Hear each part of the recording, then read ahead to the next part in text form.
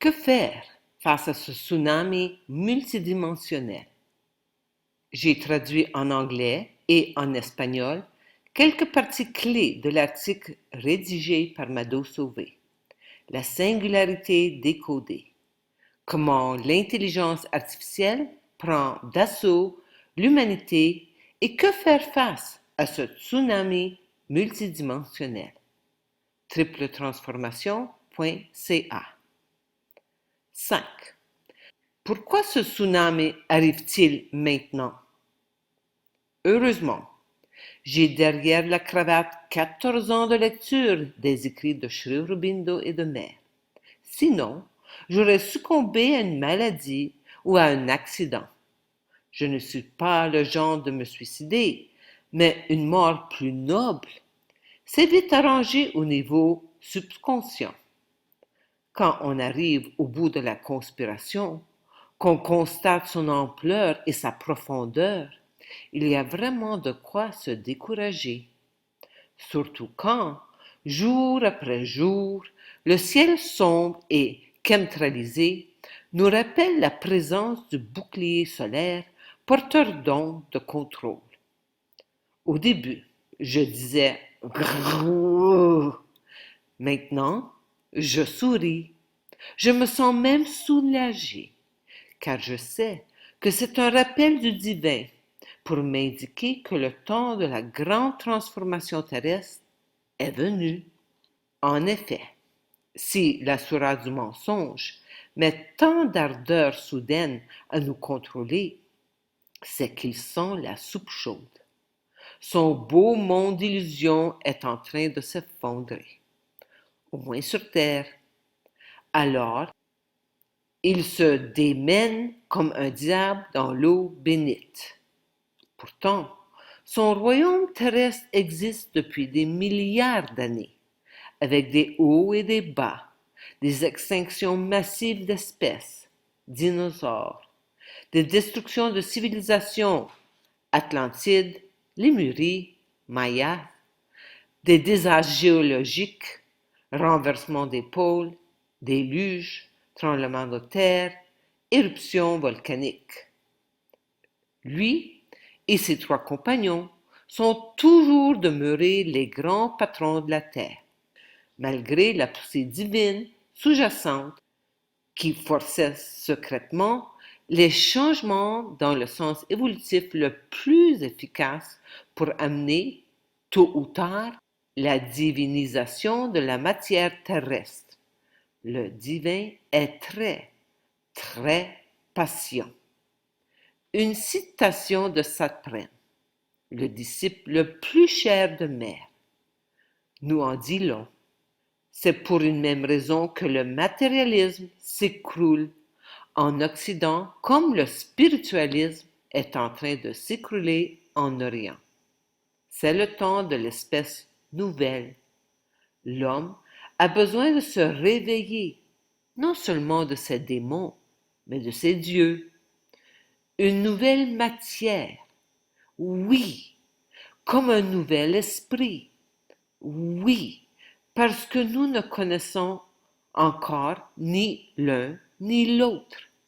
C'est le temps où la science comme la spiritualité, au bout de leur course, doivent découvrir ce qu'est vraiment la matière, parce que c'est là vraiment qu'est l'esprit que nous ne connaissons pas. L'agenda de Mère. 6.1. Un rapide compte rendu de la situation. Laissez-moi vous résumer succinctement la situation qui sévit sur Terre depuis le début du XXe siècle. Je me base ici en grande partie sur ce que j'ai appris dans les livres de Sri Aurobindo et de Mer, car c'est là que j'ai trouvé les explications qui m'ont parlé le plus, intérieurement. Avec elles, tout prend un sens nouveau. 1. 1910. C'est l'année où Sri Aurobindo commence à faire descendre la vibration supramentale dans la matière de son corps. Comme toute la matière terrestre est une, Ceci eut un effet percutant sur notre planète. Ce travail invisible passa néanmoins inaperçu de l'humanité, mais pas des contrôleurs assouriques dont nous avons parlé plus haut. 2. 1914 à 1918. La Première Guerre mondiale fut organisée par les grands Asuras avec l'aide des forces germaniques pour stopper le tsunami supramental. Grâce aux efforts surhumains des Alliés et des forces divines qui les assistaient, leur action a avorté. 3. 1939 à 1945. La Deuxième Guerre mondiale eut lieu pour la même raison et avec presque les mêmes acteurs. L'Asura du mensonge guidait directement Hitler, un médium doué et grand adepte d'occultisme. Lui paraissait comme un dieu étincelant et puissant. Une fois encore, ses efforts furent arrêtés de justesse et le travail de supermentalisation terrestre put continuer. Voici un passage parmi d'autres, datant du 6 mai 1941, où Maire résuma ainsi la situation des disciples de l'ashram de Sri Aurobindo. Souvenez-vous que toute l'Inde percevait alors les Anglais comme des envahisseurs ennemis. Il est devenu nécessaire de déclarer catégoriquement et clairement que tous ceux dont les pensées et les espoirs supportaient et appelaient la victoire des nazis collaborent par ce fait avec l'Asura contre le divin et participent à la victoire de l'Asura. Narayana Prasad, Life in Sri Aurobindo Ashram. Les Alliés gagnèrent. Sri Aurobindo et Maire purent continuer leur travail invisible. 4. 1945 à 1950. Sri Aurobindo poursuivit son travail de la descente supramentale jusque dans la matière la plus dense, l'inconscient. Sa terminologie est très différente de celle de Freud et de Jung. Selon Sri Aurobindo, cette inconscience de la matière est une conscience somnambule, voilée, emprisonnée, qui contient tous les pouvoirs latents de l'esprit, l'heure de Dieu. Ce travail devint si ardu qu'il décida de se retirer dans le physique subtil pour finir le travail avec Mère, dans le corps de cette dernière, qui devint alors le lieu de la bataille. C'est pourquoi il choisit de mourir en 1950. 5. 1950 à 1956. Avec son aide invisible, Mère continua ce travail de descente sans relâche et annonça le 29 février 1956 que la première manifestation supramentale dans l'atmosphère terrestre avait eu lieu ce soir-là. Seuls quelques disciples furent en mesure de s'en apercevoir. 6. 1956 à 1973. Mère travailla dans son corps pour infuser le supramental dans la matière terrestre. Elle expliqua tout le processus à Satprem, qui le nota et publia ses notes et ses enregistrements de la voix de Mère dans une série de 13 volumes formant l'agenda de Mère. 7. 1973 à 2007. Satprem continua l'œuvre de Sri Aurobindo et de Mère dans son propre corps et nota le tout dans de nombreux volumes. Après la mort de Mère en 1973, ou du moins l'arrêt des signes vitaux, il reçut un important message qu'elle lui disait « Plus d'obstacles, rien n'empêche ». La descente supramentale est donc accomplie. Toute la matière terrestre est en pleine transformation. La conspiration des contrôleurs mondiaux, guidés par l'asura du mensonge et des forces hostiles qui restent, représente les derniers soubresauts d'une bête agonisante. Dans la tragédie de la Terre, cette trame explique. Des forces monstrueuses essaient de s'emparer de la Terre, comme elles se sont emparées de l'Atlantide avant. Mais ce sont des fantômes. Un cri d'enfant suffirait à les faire tomber. Mais il faut ce cri, justement, ce cri tout-puissant.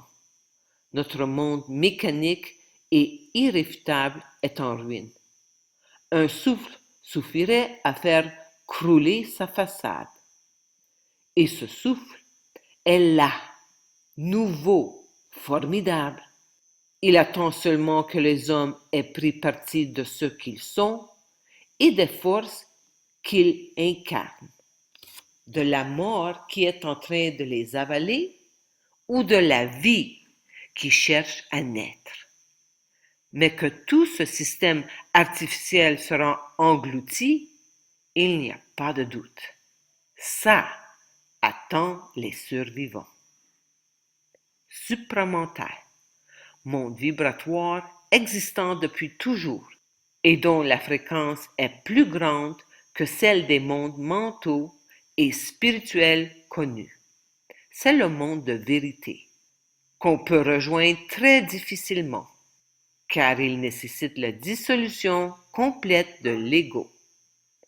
Le supramental se rejoint de deux façons, très loin au-dessus de la tête et profondément au fond de nos cellules. En effet, il existe en latence au fond de la matière et cherche actuellement à s'y exprimer complètement. Sri Aurobindo fut le premier à le faire descendre dans son corps à partir des mondes de l'hémisphère du haut. Mère a ensuite continué le travail. Cependant, selon moi, une connaissance technologique et occulte n'est pas suffisante. J'ai remarqué, en étudiant la conspiration toutes ces années, que les chercheurs de vérité se concentrent surtout sur le problème, l'intelligence artificielle, les contrôleurs mondiaux, les démons, etc. Ils passent leur temps à étudier le côté sombre de l'affaire, ce qui les garde dans la colère, l'impuissance, la haine et la vengeance. Ces basses vibrations facilitent grandement l'influence des forces hostiles. Tant qu'on n'a pas accepté que tout fait partie du jeu divin, on finit par mourir de peur, même quand on connaît tous les méandres du fonctionnement de l'enfer terrestre actuel. Alors, que faire quand on a appris que la société est en pleine dissolution? D'abord, et malgré ce que je viens de dire, il faut faire quelques efforts pour comprendre la base de ce qui se passe actuellement. Le but de cet article vise justement à vous informer des points importants du contrôle technomagique actuel de l'humanité. Ceux qui n'ont pas saisi ce point seront bientôt submergés dans les attaques sournoises des mondes invisibles sans même être conscients du problème. Ils deviendront malgré eux les jouets des forces hostiles qui utilisent la technologie comme un toboggan interdimensionnel. Puis, il faut accepter que notre mental intellectuel ne peut pas comprendre ce qui se passe.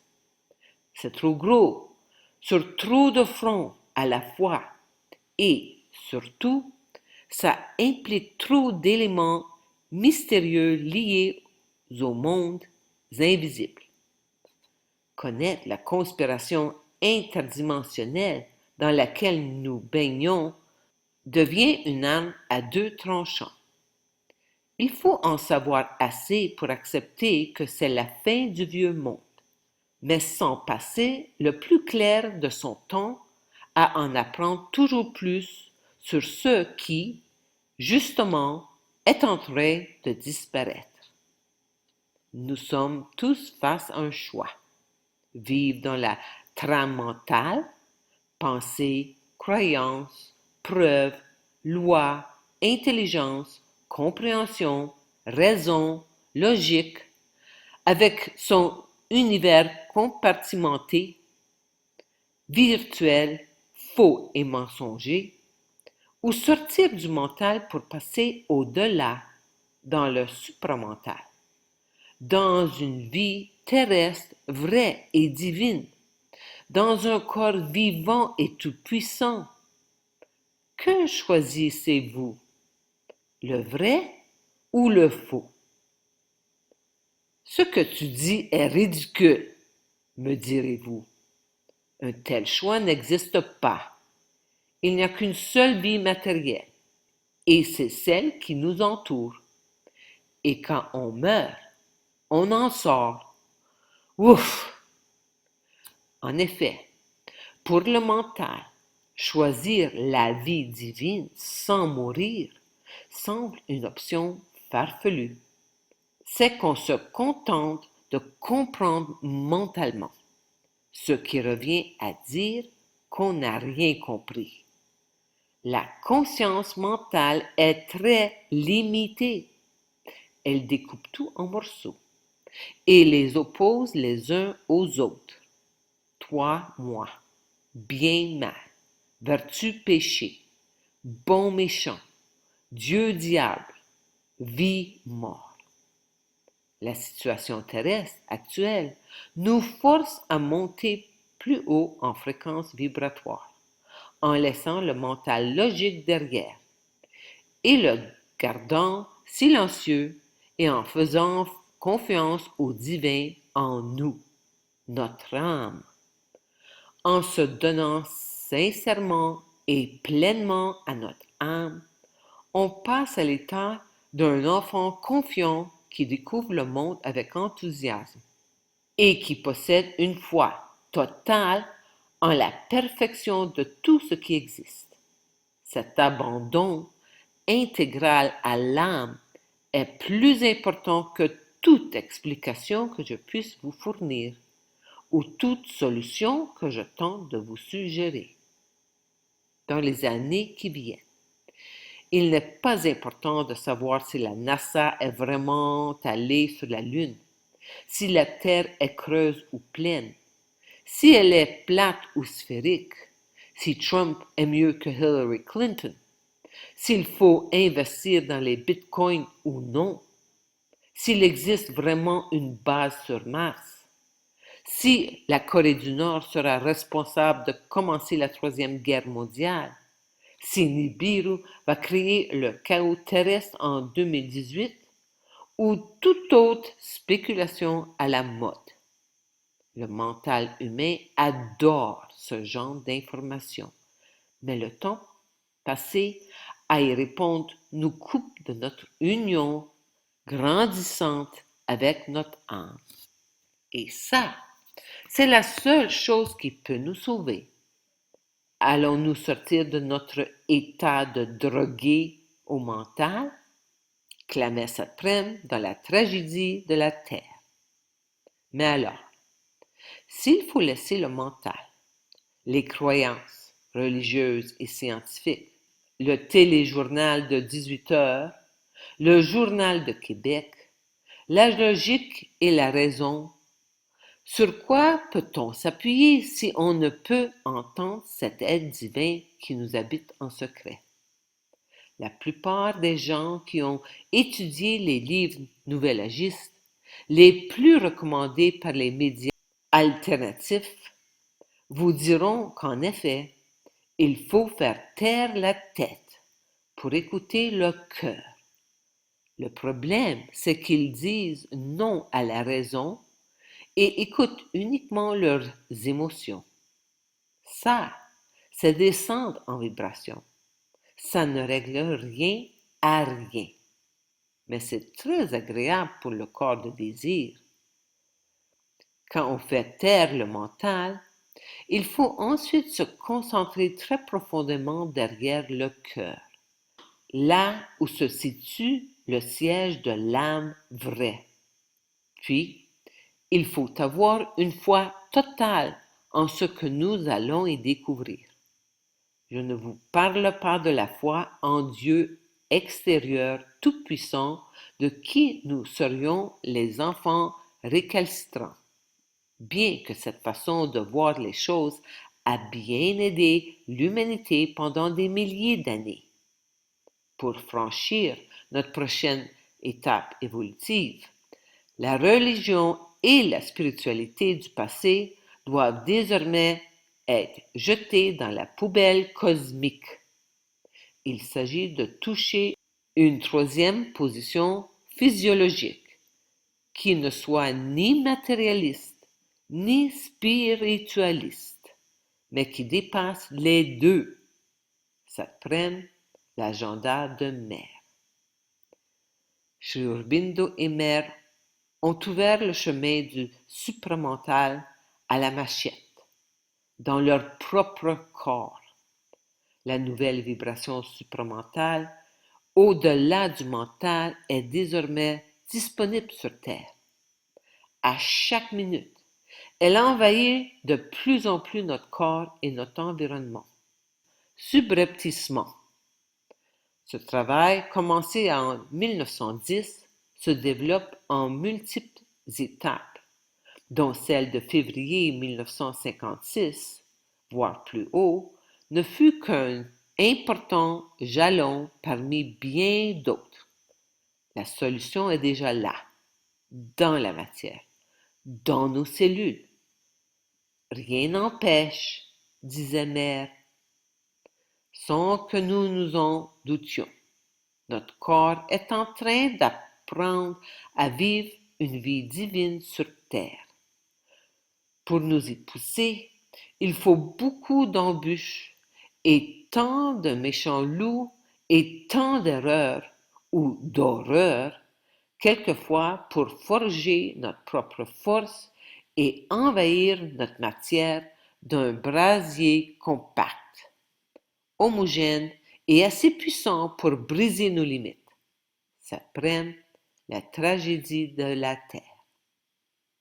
Sri Aurobindo explique clairement la différence entre l'âme de désir, celle des religions et de la plupart des spiritualités, et l'âme vraie, qu'il appelle l'être psychique. La plupart du temps, nous prenons notre corps d'énergie vitale pour l'âme, ce qui amène beaucoup de confusion. Pour vous y retrouver, je vous recommande mon article L'ego, meilleur ami ou pire ennemi. Se donner à son âme, la laisser guider la transformation de notre corps, ça ne se décrit pas dans un article. Ça se vit au jour le jour. C'est que je m'efforce de faire depuis que j'ai découvert le travail accompli par Sri Aurobindo et Mère. Ce chemin, sans chemin, implique la dissolution graduelle de mon ego. Pas facile, mais ça s'en vient graduellement, tant chez moi que chez les autres qui s'efforcent de le faire en toute sincérité. Notre capacité à dire non à l'ego amène automatiquement la capacité à dire non à l'intelligence artificielle et aux forces adverses qui se cachent derrière. Plus on se donne à son âme, plus on se dédie à instaurer le divin en soi, dans son corps mental, pensée, son corps vital, énergie, émotion, son corps physique, subtil et matériel. Plus la résistance de ces forces de chaos et de confusion deviendra efficace. Dire non à une personnalité égotique tenace ou à un démon insistant, ça se ressemble beaucoup. On s'y habitue et on devient très efficace. Les chrétiens et les musulmans parlent d'une apocalypse imminente. Plusieurs clament même que nous sommes en plein dedans. Les premiers nous préviennent que la terre sera alors envahie par des démons et les seconds par des djinns. Comme eux, je sens que cette apocalypse est commencée et qu'elle va aller en augmentant. Et il semble que le rôle de l'intelligence artificielle est d'accélérer ce processus en amplifiant l'accès et le pouvoir des forces antidivines sur l'être humain. Cependant, les explications fournies dans les textes religieux au sujet de la fin des temps ne sont pas complètes. Ces mots de maître m'ont ouvert un nouvel horizon à ce sujet. Certains prophètes du passé ont eu cette vision apocalyptique. Mais comme d'habitude, les choses ont été mélangées et ils n'ont pas eu, en même temps que leur vision de l'Apocalypse, la vision du monde supramental qui viendra soulever la partie consentante de l'humanité et transformer le monde physique, l'agenda de mer. Le but de l'évolution terrestre n'est pas une grande apocalypse qui détruit tout, alors que les gentils montent au ciel et les méchants sont jetés aux enfers pour l'éternité. Quel Dieu mesquin voudrait planifier une fin aussi injuste et cruelle? L'évolution va toujours en s'améliorant, même si elle fonctionne en spirale et non pas en cycle. D'ailleurs, cette évolution est triple. 1. L'évolution des espèces. 2. L'évolution des âmes. Et celle que la plupart ignorent. 3. L'évolution du divin dans la matière. Les deux premières sont les outils qui permettent la venue de la troisième. Créer une matière divine a toujours été l'unique but de toute l'aventure terrestre depuis ses débuts. Le savoir nous permet d'agir en connaissance de cause. Je vous rappelle à nouveau l'article écrit à ce sujet. L'ego, meilleur ami ou pire ennemi. Il pourra vous donner quelques indices pour commencer ce gros boulot. C'est difficile au début, surtout quand on se sent seul sur le chemin. Mais sachez que nous sommes des milliers, bientôt des millions, à y travailler d'arrache-pied. C'est non seulement possible, mais c'est la seule solution.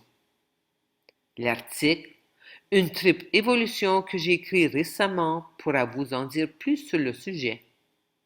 Alors, avant de nous plaindre de ces forces antidivines que Sri Aurobindo et Mère appelaient les forces adverses ou hostiles, nous ferions bien de sous-peser les paroles de Mère. Quand le monde sera prêt pour recevoir la création nouvelle, les forces adverses disparaîtront. Mais tant que le monde aura besoin d'être tenté, travaillé, baratté pour se préparer, les forces adverses seront là pour être la tentation et ce qui frappe, ce qui pousse, ce qui vous empêche de vous endormir, ce qui vous oblige à être absolument sincère. Un être qui est absolument sincère devient le maître des forces adverses. Mais tant qu'il y a dans un être un égoïsme ou un orgueil ou même une mauvaise volonté, il sera toujours l'objet de la tentation, de l'attaque, et il sera complètement soumis à ce conflit constant avec ceux qui, sous l'apparence d'être hostiles, travaillent malgré soi à l'œuvre divine. Entretien 1955. Désormais, quand je sors de la maison et que j'admire les chemtrails, les compteurs intelligents, les tours de télécommunication et les gens hypnotisés par leurs smartphones et leurs écrans de télé, je remercie le divin de me fournir des avertissements aussi flagrants. Merci à l'Asura du mensonge de faire si diligemment son boulot de me rappeler à l'ordre par toute cette technologie qui assure le pouvoir presque complet de l'intelligence artificielle sur les populations. Ceux qui ne sont pas prêts à tenter la grande aventure de la vie divine sur Terre sont en train d'être gentiment zombifiés et ne s'aperçoivent de rien. Ceux qui sont conscients de la situation et qui en souffrent ont le choix du camp qu'ils favorisent à chaque instant, le passé mensonger ou le futur divin. Encore, faut-il comprendre ce qui se passe et accepter le grand défi de faire confiance au divin intérieur. Lui seul pourra nous guider dans la tempête technomagique actuelle. Quand vous vous découragez, que vous sentirez que tout est perdu et que vous criez comme Jésus sur la croix, « Mon Dieu, pourquoi m'as-tu abandonné ?» Souvenez-vous de la réponse de Dieu. Le Seigneur suprême répond que la comédie n'est pas entièrement jouée. Et il ajoute, attendez le dernier acte. Sans doute changerez-vous d'avis. Mère, l'agenda de Mère. Mado Sauvé, janvier 2018. Courriel info@tripletransformation.ca. Site tripletransformation.ca. Amour infini. Réjouissons-nous, car la folie absurde que nous vivons force de plus en plus de personnes à s'éveiller. Cependant, nous devons avoir de la compassion pour ceux qui sont incapables de s'éveiller, parce que les injections ont créé une séparation avec l'âme individuelle. Le seul moyen de sortir de la matrice est la non-conformité. Les monnaies numériques de la Banque centrale rendront impossible le fonctionnement dans le système. Je ne suis pas intéressé par la survie qui mène à la mort inévitable. Je choisis de vivre à tout prix. Je suis certaine que les courageux doivent choisir de sortir complètement de la matrice d'ici novembre 2023. Veuillez consulter les nombreuses vidéos que j'ai créées sur les spirales des ondes temporelles. J'ai été béni, car mon expérience en prison m'a forcé à quitter le Canada et ce qui semblait être une vie parfaite en tant que dentiste très prospère et mère de 2 merveilleux enfants. Il faut beaucoup de courage pour sauter dans l'inconnu complet, mais c'est une nécessité absolue dans cette crise évolutive.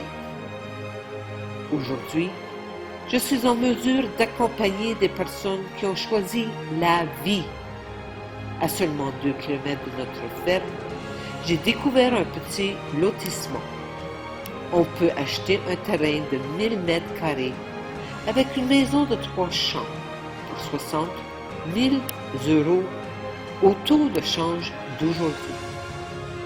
Pendant que votre maison est en construction, vous pouvez commencer à développer l'agriculture de noix de Sacha Inchi, d'avocats, d'ananas, de yucca, de papaye, de bananes, d'agrumes et d'un potager. On peut élever des poulets et d'autres petits animaux. Un séjour de longue durée aux cascades à café Retiro coûte 300 € par mois. J'offre également des soins dentaires, comprenant des reconstructions complexes de la bouche à un coût de 35% des prix européens et nord-américains. La planète carcérale mondiale est en train d'être démantelée et nous avons l'honneur d'en être témoins. Je conclus en vous encourageant à poursuivre votre évolution intérieure malgré le scénario mondial actuel, qui peut sembler inquiétant quand on oublie que le divin est derrière tout et que le monde supramental est à nos portes. Merci de partager mes vidéos. Amour infini.